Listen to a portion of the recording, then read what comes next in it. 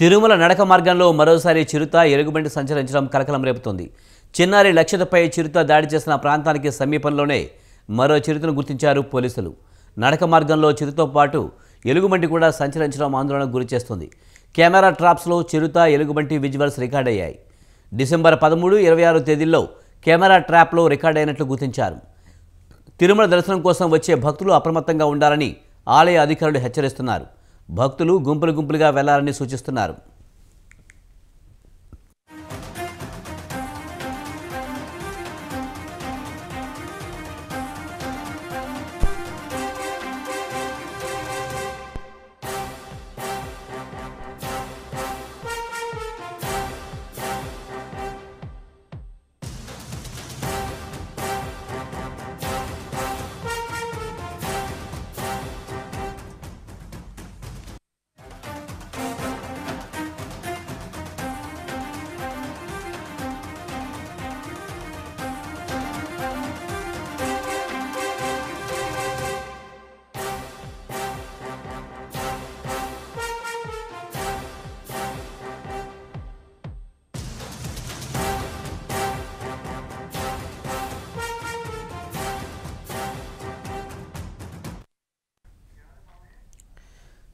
తిరుమల నడక మార్గంలో మరోసారి చిరుత ఎలుగుబంటి సంచరించడం కలకలం రేపుతోంది.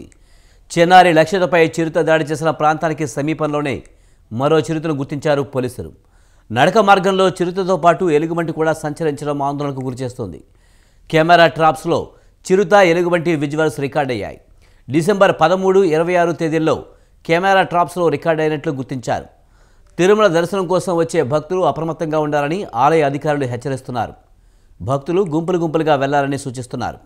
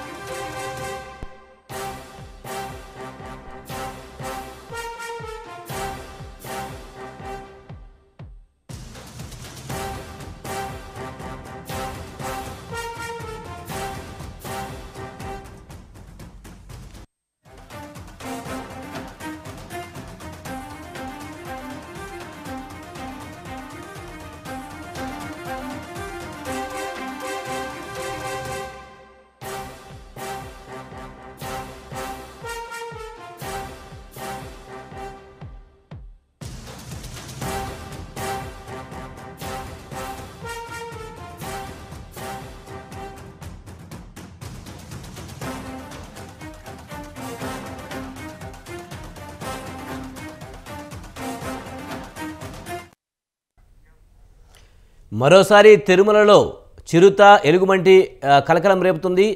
దీనిపై అధికారులు కూడా స్పందిస్తున్నారు. అధికారులు జాగ్రత్తగా ఉండాలని, గుంపులుగా భక్తులు వెళ్లాలని చెప్తున్నారు. దీనికి సంబంధించి మరింత సమాచారాన్ని మా ప్రతినిధి రాము అందిస్తారు. రాము, తిరుమలలో చిరుత ఎలుగుబంటి కలకలానికి సంబంధించి పూర్తి సమాచారం ఏంటి?